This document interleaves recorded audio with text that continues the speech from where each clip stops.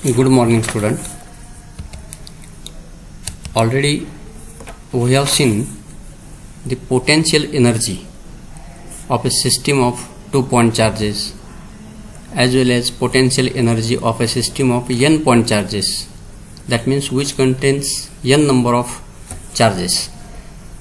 ह्या दोन्ही केसमध्ये या ठिकाणी एक्सटर्नल इलेक्ट्रिक फील्ड ॲब्सेंट होतं, पण त्या ठिकाणी आपण तिसरा पॉइंट एक घेतला होता पहा, potential energy of a single charge in an external field.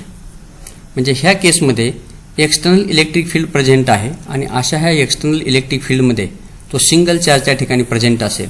आणि ह्या अशा पहिल्या दोन केसेसमध्ये आपण पोटेन्शियल एनर्जी फाइंड आउट केली की ज्याच्यामध्ये एक्सटर्नल इलेक्ट्रिक फील्ड ॲब्सेंट होतं. आणि तिसरी केस आहे ती potential energy of a single charge in an external field.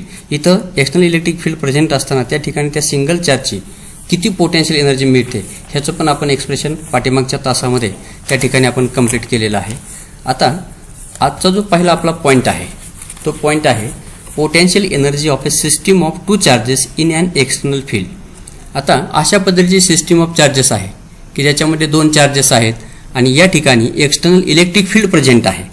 मग अशा ह्या एक्सटर्नल इलेक्ट्रिक फील्डमध्ये जर आपण हे दोन्ही चार्जेस त्या ठिकाणी प्लेस केले तर त्या ठिकाणी असणारी त्या सिस्टीमची पोटेन्शियल एनर्जी किती होते, त्याचं एक्सप्रेशन काय मिळते हे आपल्याला ह्या पॉईंटमध्ये फाइंड आउट करायचं आहे.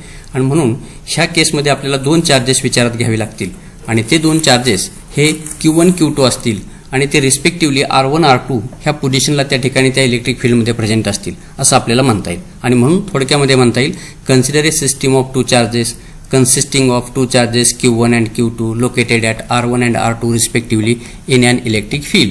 मग आता हे दोन्ही चार्जेस ह्या इलेक्ट्रिक फील्डमध्ये प्रेझेंट असताना त्या ठिकाणी हे दोन्ही चार्जेस त्या रिस्पेक्टिव्ह पोझिशनला प्रेझेंट असतील.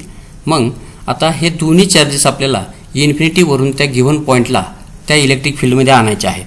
मग आता पहिला चार्ज आहे Q1, तो चार्ज आपल्याला R1 ह्या पोझिशनला त्या इलेक्ट्रिक फील्डमध्ये आणायचा आहे. त्यासाठी वर्क डन करावं लागेल आणि ते वर्क डन आपल्याला या पद्धतीने घेता येईल. Work done to bring a charge Q1 from infinity to R1 is given by, मग ते जे इक्वेशन मिळते ते W1 is equal to Q1 into phi R1. आता फी R1 म्हणजे त्या पोझिशनला त्या ठिकाणी असणारं पोटेन्शियल, Q1 म्हणजे जो चार्ज आपल्याला इन्फिनिटीवरून त्या पोझिशनला आणायचा आहे आणि W1 म्हणजे वर्क डन. आता W1 लिहिण्याचं कारण म्हणजे चार्ज Q1 असल्यामुळे ते W1 येणार आहे. मग आता दुसरी केस आहे, त्या केसमध्ये आता हे झालं पहिल्या चार्जच्या केसमध्ये W1 is equal to Q1 into phi R1. हा पहिला चार्ज त्या रिस्पेक्टिव्ह पोझिशनला आपल्याला आणण्याकरता करावं लागणारं वर्क डन हे इक्वेशन नंबर 1 इंडिकेट करते. आता दुसरी केस आहे चार्ज Q2 आणायचा आहे R2 ह्या पोझिशनला इन्फिनिटीवरून त्या रिस्पेक्टिव्ह R2 ह्या पोझिशनला. मग आता तिथं म्हणता येईल आपल्याला work done to bring charge Q2 from infinity to R2 and this work done is does not only against the external field but also against the field due to Q1. मग आता हा चार्ज Q2 आपल्याला त्या respective पोझिशनला आणण्याकरता त्या ठिकाणी 2 पद्धतीची work done करावं लागेल. ते 2 पद्धतीची वर्क डन म्हणजे against the external field which is a present, आणि तो Q1 हा चार्ज पण त्या ठिकाणी इलेक्ट्रिक फील्ड तयार करणार आहे. ह्या इलेक्ट्रिक फील्डच्या अगेन्स्टमध्ये पुन्हा वर्क डन करावं लागणार आहे.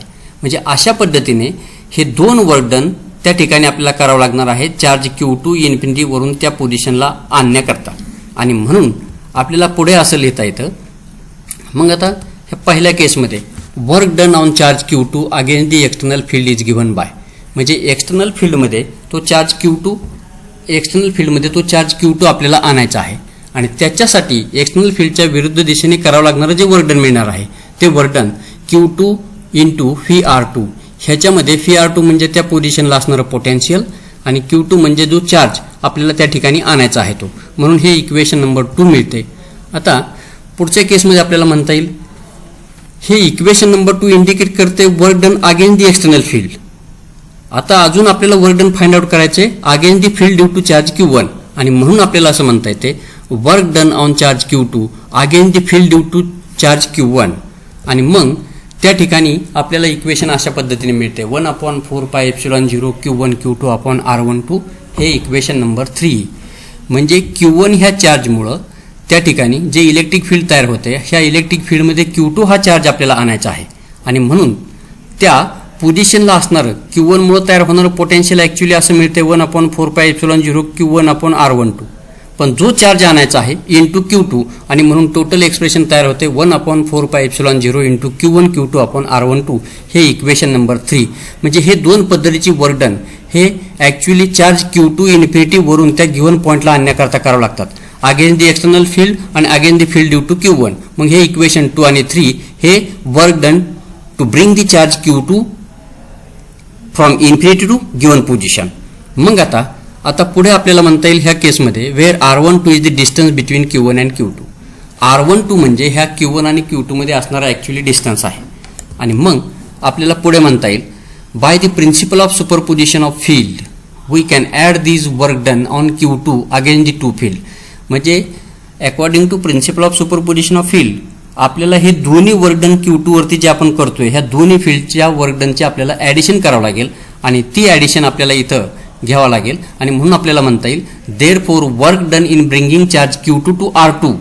म्हणजे Q2 वरती त्या ठिकाणी जे वर्क डन घडून येणार आहेत R2 ह्या पोझिशनला तो चार्ज आणण्याकरता ते मिळणार आहेत. या पद्धतीने QV into R2 plus 1/4πε0 into Q1 Q2 upon R12. म्हणजे 2 आणि 3 चे ॲडिशन म्हणजे हे इक्वेशन नंबर 4 मिळते. आणि मग आपल्याला फायनली मिळते पहा या ठिकाणी from equations 1 and 4 here we can say that total work done in assembling the configuration which is stored in the form of potential energy. मग आता हे टोटल वर्क डन त्या ठिकाणी जे घडून येणार आहे ते is in the form of potential energy हे त्या ठिकाणी स्टोअर केलं जातं. आणि मग ते अशा पद्धतीच्या सिस्टीमची जी पोटेन्शियल एनर्जी मिळणार आहे ती पोटेन्शियल एनर्जी या पद्धतीने घेता येईल U is equal to Q1 into phi R1 bar plus Q2 into phi R2 bar plus 1/4πε0 Q1 Q2 upon R12. हे इक्वेशन नंबर 5. हे इक्वेशन नंबर 5 काय इंडिकेट करते आहे तर total energy of the system which consisting of two charges and in that case external electric field is present. आणि अशा पद्धतीच्या ह्या केसमध्ये आपल्याला ही टोटल पोटेन्शियल एनर्जी अशा पद्धतीच्या सिस्टीममध्ये मिळते की ज्या ठिकाणी एक्सटर्नल इलेक्ट्रिक फील्ड हे प्रेझेंट आहे. मग आता हे आपला जो पुढचा पॉईंट आहे तो potential energy of A dipole in and external field. आता तुम्हाला माहिती आहे की ह्या डायपोल म्हणजे इलेक्ट्रिक डायपोल आणि इलेक्ट्रिक डायपोलच्या संदर्भात आपण 11वीमध्ये डिटेलमध्ये त्या ठिकाणी पाहिलेलं आहे. इलेक्ट्रिक डायपोल म्हणजे काय, त्याचं डेफिनेशन काय आहे, त्याला इलेक्ट्रिक डायपोल मुवमेंट असते, ते इलेक्ट्रिक डायपोल मुवमेंट काय हे डिटेल आपण पाहिलेलं आहे. आता आपण इलेक्ट्रिक डायपोल म्हणजे काय म्हणतो, two equal and opposite charges separated by finite distance forms electric dipole. मग हे डायपोलमध्ये दोन चार्जेस असतात -Q +Q, त्यांच्यामध्ये एक फायनाईट डिस्टन्स असतं. ह्या दोन चार्जमधून पास होणाऱ्या लाईनला आपण म्हणतो ॲक्सिस ऑफ द डायपोल. ह्या डायपोलच्या सेंटरमधून पास होणारी लाईन आणि डायपोलच्या ॲक्सिसला परपेंडिक्युलर असणारी लाईन ॲक्च्युली ह्याला म्हणतात इक्वेटर ऑफ दी डायपोल असं म्हणतात. मग असा हा इलेक्ट्रिक डायपोलला इलेक्ट्रिक डायपोल मुवमेंट असते. ती इलेक्ट्रिक डायपोल मुवमेंट काय असते तर electric dipole movement is nothing but the product of distance between the two charges and one of the charge. म्हणजेच चार्ज Q घेतला आणि डिस्टन्स आपण 2L घेतलं तर आपल्याला काय मिळते 2 × QL म्हणजे हे P. आणि ही P ही इलेक्ट्रिक डायपोल मुवमेंट असते आणि ही इलेक्ट्रिक डायपोल मुवमेंट ही नेहमी अलॉंग दी ॲक्सिस त्याची डिरेक्शन असते from negative charge to positive charge. हे अशा पद्धतीने त्याची डिरेक्शन असते. मग आता हे इलेक्ट्रिक डायपोल जर अशा पद्धतीच्या एक्सटर्नल इलेक्ट्रिक फील्डमध्ये ठेवला तर त्याच्यामध्ये किती पोटेन्शियल एनर्जी अशा पद्धतीच्या केसमध्ये स्टोअर केली जाते हे आपल्याला या ठिकाणी फाइंड आउट करायचं आहे. आणि म्हणून इथं ह्या डायग्राममध्ये दिसतंय पहा, हा इलेक्ट्रिक डायपोल आहे ज्याच्यामध्ये -Q चार्ज आहे +Q चार्ज आहे. ह्याच्यामध्ये अंतर आहे ते 2L आहे. आणि हा डायपोल ह्या इलेक्ट्रिक फील्डमध्ये अशा पद्धतीने प्लेस केलेला आहे की त्याच्या ॲक्सिसने ह्या इलेक्ट्रिक फील्डच्या दिशेशी केलेला अँगल आपण थीटा घेतलेला आहे. आणि ह्या इलेक्ट्रिक फील्डमध्ये हे दोन्ही चार्जेस त्या ठिकाणी किंवा हे इलेक्ट्रिक डायपोल असल्यामुळं प्रत्येक चार्जवरती त्या ठिकाणी फोर्स ॲक्ट होत असतो. आता +Q चार्जवरती ॲक्ट होणारा फोर्स आहे तो QE की ज्याची direction in the same direction of electric field आहे. -Q चार्जवरती ॲक्ट होणारा फोर्स आहे -QE, ह्याची direction in opposite direction to that of electric field आहे. मग आता हे दोन्ही अशा पद्धतीचे फोर्सेस की ज्याची व्हॅल्यू इक्वल आहे पण डिरेक्शन अपोजिट आहे आणि अशा पद्धतीचे हे दोन फोर्सेस ह्या डायपोलवरती अपोजिट डिरेक्शनने ॲक्ट होत असतील तर त्या ठिकाणी कपल किंवा टॉर्क ह्या डायपोलवरती ॲक्ट होत असतो. आणि कपल किंवा टॉर्क आपण त्या ठिकाणी 11वीमध्ये पाहिलेला आहे. कसा फाइंड आउट करतात तर कपल किंवा torque that is equal to काय असते 1 of the force into perpendicular distance between two forces मग आता वन ऑफ द फोर्स म्हणजे ह्या दोन फोर्सेसपैकी एक फोर्स, तो फोर्स कोणता असतो तर एक दोन्हीपैकी एक म्हणजे QE. दोघांमध्ये परपेंडिक्युलर डिस्टन्स जर आपण काढलं तर परपेंडिक्युलर डिस्टन्स काय मिळते 2L sin थीटा. मग आता हे perpendicular distance 2L sin theta आणि QE याच्यामध्ये 2QL म्हणजे P आणि मग आपल्याला लिहिता येईल ते equation tau is equal to PE into sine theta असं एक्सप्रेशन त्या ठिकाणी आपल्याला मिळेल. ह्याच्यामध्ये हे P म्हणजे इलेक्ट्रिक डायपोल मुवमेंट असतं त्या डायपोल्स. मग आता हा डायपोल अशा पद्धतीने ह्या इलेक्ट्रिक फील्डमध्ये ठेवलेला आहे की जेणेकरून त्याच्या ॲक्सिसने ह्या इलेक्ट्रिक फील्डच्या दिशेशी केलेला अँगल आपण थीटा घेतोय. मग आता हा डायपोल जर अशा इलेक्ट्रिक फील्डमध्ये ठेवला तर याच्यामध्ये पोटेन्शियल एनर्जी किती स्टोअर होते हे आपल्याला ह्या केसमध्ये त्या ठिकाणी फाइंड आउट करायचं आहे. आणि म्हणून आपल्याला इथं असं म्हणता येईल torque acting on the dipole due to electric field which is given by. ह्या डायपोलवरती ॲक्ट होणारा जो टॉर्क असणार आहे तो टॉर्क आपल्याला या पद्धतीने घेता येईल tau bar is equal to P bar cross E bar. आणि हे जर आपण सॉल्व्ह केलं, हे वेक्टर फॉर्ममध्ये इक्वेशन आहे, हे जर सॉल्व्ह केलं तर आपल्याला लिहिता येतं tau is equal to PE sine theta. आता ह्या एक्सप्रेशनमध्ये टो म्हणजे तो टॉर्क आहे, P म्हणजे इलेक्ट्रिक डायपोल मोमेंट आहे, E म्हणजे इलेक्ट्रिक फील्डची स्ट्रेंथ आहे, थीटा म्हणजे इथं डायपोलच्या ॲक्सिसने इलेक्ट्रिक फील्डच्या दिशेशी केलेला अँगल आहे. मग हे इक्वेशन नंबर 1 हे मॅग्निट्यूड दाखवते आणि tau bar is equal to P bar cross E bar हे वेक्टर फॉर्ममध्ये टॉर्कची व्हॅल्यू आपल्याला दाखवतं. मग आता ह्याच्यामध्ये आपल्याला असं म्हणता येईल where P is electric dipole moment. मग आता पुढच्या केसमध्ये आपल्याला असं म्हणता येतं, पुढच्या केसमध्ये आता हा जो डायपोल वरती ॲक्ट होणारा टॉर्क आहे, हा टॉर्क जर आपल्याला न्यूट्रलाइज करायचा असेल तर तो न्यूट्रलाइज करण्याकरता सेम व्हॅल्यूचा टॉर्क आपल्याला अपोजिट डिरेक्शनने त्या ठिकाणी त्या डायपोलवरती ॲक्ट करावा लागतो. आणि अपोजिट डिरेक्शनने डायपोलवरती जर तो टॉर्क ॲक्ट केला तर ह्या ओरिजिनल टॉर्कचा आपल्याला इफेक्ट न्यूट्रलाइज करता येतो. आणि म्हणून आपल्याला असं म्हणता येतं to neutralize this torque external torque tau external bar must be applied which rotates it in the plane of paper from theta 0 to theta without angular acceleration. मग एक्सटर्नल टॉर्क आपण अप्लाय केला तर ओरिजिनल टॉर्कचा आपल्याला effect neutralise करता येतो. आणि अशा पद्धतीच्या केसमध्ये तो जो डायपोल आहे तो प्लेन ऑफ पेपरमध्ये रोटेट होणार आहे from angle theta 0 to theta. आणि त्याच्याकरता असणारं जे ॲक्सलरेशन आहे ते कोणत्याही पद्धतीचं ॲक्सलरेशन त्या ठिकाणी नसणार आहे, अँग्युलर ॲक्सलरेशन. मग आता पुढच्या केसमध्ये आपल्याला असं म्हणता येईल therefore work done by the external torque. म्हणजे एक्सटर्नल टॉर्क अप्लाय केल्यानंतर त्या ठिकाणी किती वर्क डन घडून येते हे आपल्याला फाइंड आउट करायचं आहे. त्याच्याकरता डायरेक्टली आपण एक्सप्रेशन लिहितोय W is equal to integration is from theta 0 to theta tau external into d theta. आणि मग त्याच्या पुढे आपल्याला लिहिता येतं integration from theta 0 to theta tau एक्सटर्नलची व्हॅल्यू आपण टाकली PE sine theta d theta. कारण टो एक्सटर्नलची व्हॅल्यू ही ओरिजिनल टॉर्क सारखीच आहे म्हणून त्याची व्हॅल्यू पण same PE sine theta d theta. आणि मग हे जर आपण पुढे सॉल्व्ह केलं तर PE हा कॉन्स्टंट मिळतोय. Integration is from theta 0 to theta sine theta d theta. आता साइन थीटाचं जर इंटिग्रेशन घेतलं तर ते मिळते W is equal to PE into minus cos theta. आणि इथं लिमिट्स ऑफ इंटिग्रेशन आहे ते थीटा 0 टू थीटा आहे. मग हे लिमिट्स ऑफ इंटिग्रेशन आपल्याला या पद्धतीने मिळतात. आणि मग ही लिमिट्स ऑफ इंटिग्रेशन जर आपण पुट केली ह्या इक्वेशनमध्ये तर इक्वेशन तयार होते W is equal to PE minus cos theta minus into minus cos of theta 0. हे लिमिट्स टाकल्यानंतर आणि लिमिटच्या व्हॅल्यू टाकल्यानंतर आणि हे सॉल्व्ह केल्यानंतर आपल्याला इक्वेशन मिळते W is equal to PE into minus cos theta. हे मायनस मायनस प्लस होते प्लस कॉस थीटा 0. आणि मग पुढे जर आपण सॉल्व्ह केलं तर हे इक्वेशन या पद्धतीने लिहिता येईल W is equal to PE into the bracket cos theta 0 minus theta that is equation number 2. हे झालं total work done by the external torque. म्हणजे एक्सटर्नल टॉर्ककडून हे टोटल वर्क डन त्या ठिकाणी घडून येणार आहे. आणि ह्या अशा पद्धतीचं हे total work done total work done त्या ठिकाणी हे पोटेन्शियल एनर्जीच्या फॉर्ममध्ये त्या ठिकाणी स्टोअर केलं जातं. म्हणून आपल्याला इथं असं लिहिता येते this amount of work done is stored in the form of potential energy of the system in the position when the dipole makes an angle theta with electric field. म्हणजे एवढ्या अमाऊंटचं वर्क डन त्या ठिकाणी external टॉर्ककडून घडून येणार आहे. आणि हे एवढं वर्क डन त्या ठिकाणी पोटेन्शियल एनर्जीच्या फॉर्ममध्ये स्टोअर केलं जाणार आहे. आणि मग आपल्याला पुढच्या केसमध्ये असं म्हणता येतं the zero potential energy can be chosen as convenience we can choose U theta 0 that is equal to 0. मग एक्सप्रेशन असं लिहिता येते, मग फायनल एक्सप्रेशन असं लिहिता येते U of theta minus U of theta 0 that is equal to P into cos of theta 0 minus cos theta. मग पुढच्या केसमध्ये असं लिहिता येईल. आता हे झालं फायनल एक्सप्रेशन. आता हे फायनल एक्सप्रेशनवरून आपल्याला दोन केसेस विचारात घ्यायचे आहेत. त्याच्यामधली पहिली केस आहे if initially the dipole is perpendicular to the field E bar. म्हणजे डायपोल जर इलेक्ट्रिक फील्डच्या दिशेशी परपेंडिक्युलर असेल तर त्या ठिकाणी थिटा मिळणार आहे 90 डिग्री म्हणजेच π/2. मग आता ह्या थिटा 0ची व्हॅल्यू जर π/2 आपण वरच्या एक्सप्रेशनमध्ये त्या ठिकाणी पुटअप केली तर एक्सप्रेशन मिळेल U of theta is equal to P into cos of π/2 minus cos theta. मग आता कॉस ऑफ π/2 तुम्हाला माहिती आहे याची व्हॅल्यू 0 असते. मग आता या ठिकाणी आपल्याला लिहिता येतं U of theta is equal to P into minus cos theta, कारण कॉस ऑफ π/2 0 झाला.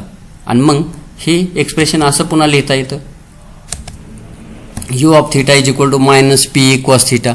हे वेक्टर फॉर्ममध्ये इक्वेशन आपल्याला पुन्हा या पद्धतीने लिहिता येईल U of theta is equal to minus P bar dot E bar. मग हे झालं हे expression when the axis of the dipole is perpendicular to direction of uniform electric field. मग आता दुसरी केस आहे if initially the dipole is parallel to electric field E bar. म्हणजे डायपोलचा axis जर इलेक्ट्रिक फील्डच्या दिशेला पॅरलल असेल तर तिथं थिटा मिळणार आहे. थिटा हा 0 किंवा 180 म्हणजे थिटा 0 इज इक्वल टू 0 किंवा 180 मिळणार आहे. मग तिथं आपल्याला लिहिता येत आहे U of theta is equal to P into cos of 0 minus cos of theta. आता कॉस 0 1 आहे म्हणून तिथं लिहिता येत आहे U of theta is equal to P into 1 minus cos of theta. म्हणजे हे एक्सप्रेशन झालं त्या ठिकाणी final when the axis of the dipole is parallel to the direction of electric field. मग आता ह्याच्या पुढच्या केसमध्ये आपल्याला पाहायचे आहेत दोन एक्झाम्पल. ह्याच्यामधलं पहिले एक्झाम्पल पहा. Two charges of magnitude 5 microcoulomb and -8 microcoulomb are place at point 4 centimetre, 0, 0 and 16 centimeter, 0, 0 in a region of space where there is no other external field. Find the electrostatic potential energy of the system. आता ह्या केसमध्ये दोन charges आहेत. प्रत्येकाची magnitude दिली 5 मायक्रोकुलम आणि -8 मायक्रोकुलम. हे अशा पद्धतीने स्पेसमध्ये ठेवलेले आहेत की त्या स्पेसमध्ये त्या पोझिशनचे कोऑर्डिनेट दिलेले आहेत 4 सेंटीमीटर 0, 0, 16 सेंटीमीटर 0, 0. म्हणजे इथं एक्स कोऑर्डिनेट फक्त दिसतात, वाय आणि झेड कोऑर्डिनेट त्या ठिकाणी हे 0, 0 दाखवलेले आहेत. आणि अशा स्पेसमध्ये त्या रिजनमध्ये त्या ठिकाणी हे दोन चार्जेस ठेवलेले असतील तर ह्या केसमध्ये एक्सटर्नल फील्ड जे आहे ते त्या ठिकाणी ॲब्सेंट असेल. आणि मग एक्सटर्नल फील्ड ॲब्सेंट असेल तर अशा पद्धतीच्या केसमध्ये टोटल पोटेन्शियल एनर्जी त्या सिस्टीमची किती असेल असं आपल्याला फाइंड आउट करायचं आहे. आणि म्हणून खाली दिलेलं आहे पहा गिवन Q1ची व्हॅल्यू 5 मायक्रोकुलम म्हणजेच 5 × 10⁻6 कुलम, Q2 -8 मायक्रोकुलम म्हणजेच -8 × 10⁻6 कुलम. मग पुढे R म्हणजे ह्या एक्स कोऑर्डिनेटमधला जो डिफरन्स असेल तो म्हणजे त्या दोन चार्जेसमधलं ॲक्च्युली अंतर असणार आहे. म्हणून 16 - 4 सेंटीमीटर म्हणजेच 12 सेंटीमीटर म्हणजेच 12 × 10⁻2 मीटर येणार आहे. मग आता ॲक्च्युली फॉर्म्युला ह्या अशा पद्धतीच्या केसमध्ये जो असतो तो फॉर्म्युला असा आहे U is equal to 1/4πε0 into Q1 Q2 upon R. आता 1/4πε0 हा कॉन्स्टंट फॅक्टर आहे आणि त्याची स्टँडर्ड व्हॅल्यू असते 9 × 10⁹. इथं Q1 Q2च्या व्हॅल्यू वरती दिलेल्या आहेत, Rची पण व्हॅल्यू दिलेली आहे. ह्या सर्व व्हॅल्यू आपण या पद्धतीने पुटअप केल्या 9 × 10⁹, 5 × 10⁻6 इंटू -8 × 10⁻6 डिवायडेड बाय 12 × 10⁻2.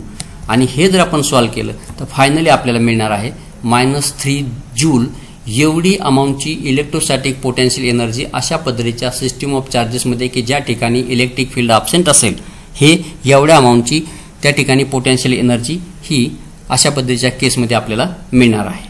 मग आता पुढचं एक्झाम्पल आहे 2 charge particles having charge 5 × 10⁻4 coulomb. Each are brought from infinity to a separation of 20 centimeter. Find the increase in electrostatic potential energy during the process. मग इथं दोन चार्जेस आहेत, प्रत्येकाची व्हॅल्यू सेम आहे 5 × 10⁻4 कुलम. आणि हे दोन्ही चार्जेस आपल्याला त्या ठिकाणी इन्फिनिटीवरून त्या गिवन पोझिशनला आणतोय आपण आणि ह्या गिवन पोझिशनला आणल्यानंतर त्या दोघांमध्ये सेपरेशन राहते 20 सेंटीमीटर. मग अशा पद्धतीच्या केसमध्ये increase in electrostatic potential energy आपल्याला फाइंड आउट करायची. पण आता आपल्याला माहिती आहे की इलेक्ट्रोस्टॅटिक पोटेन्शियल एनर्जी हे इन्फिनिटीवरती 0 असते आणि मग तिथून जर चार्ज आपण इलेक्ट्रिक फील्डमध्ये इलेक्ट्रिक फील्डच्या दिशेने आणण्याचा प्रयत्न केला तर त्या ठिकाणी ह्या इलेक्ट्रोस्टॅटिक पोटेन्शियल एनर्जीमध्ये त्या ठिकाणी नेहमी इन्क्रीमेंट होत असते आणि ही होणारी इन्क्रीमेंट आपल्याला या ठिकाणी फाइंड आउट करायची. आता म्हणून या ठिकाणी गिव्हन पहा, हे Q1 is equal to 5 into 10⁻⁴ coulomb, Q2 same value 5 into 10⁻⁴ coulomb, R 20 centimetre म्हणजेच 20 इंटू 10⁻² मीटर आणि इथं इलेक्ट्रोस्टॅटिक एनर्जी U हे आपल्याला फाइंड आउट करायचे. मग आता ह्या केसमध्ये पुन्हा मी आत्ताच सांगितलं होतं की पोटेन्शियल एनर्जी ॲट इन्फिनिटी किती असते, 0 असते आणि हे आपण विचारात घेऊन मग आता रिस्पेक्टिव्ह फॉर्म्युला आपल्याला यूज करता येईल. U is equal to 1/4πε0 Q1 Q2 upon R म्हणजेच हे U is equal to 9 into 10⁻⁹ हे 1/4πε0 ची व्हॅल्यू, Q1 Q2 ची value same 5 into 10⁻⁴ into 5 into 10⁻⁴ divide by R ची व्हॅल्यू 20 इंटू 10⁻² आणि ह्या सर्व व्हॅल्यू सबस्टिट्यूट करून जर आपण सॉल्व केलं तर फायनली आपल्याला मिळणार आहे 11.25 इंटू 10⁻³ जूल. ही एवढ्या पद्धतीची एनर्जी ही अशा पद्धतीच्या केसमध्ये आपल्याला मिळणार आहे. तर हे अशा पद्धतीचे एक्झाम्पल बुकमध्ये आहेत किंवा एक्झरसाइजमध्ये दिलेले आहेत. हे एक्झाम्पल्स या पद्धतीने सॉल्व करा आणि हे अशा पद्धतीने हे 2 पॉईंट आणि असे 2 एक्झाम्पल्स आपल्याला ह्या पिरियडमध्ये हे कंप्लीट आपण या पद्धतीने केलेले आहेत. थँक्यू.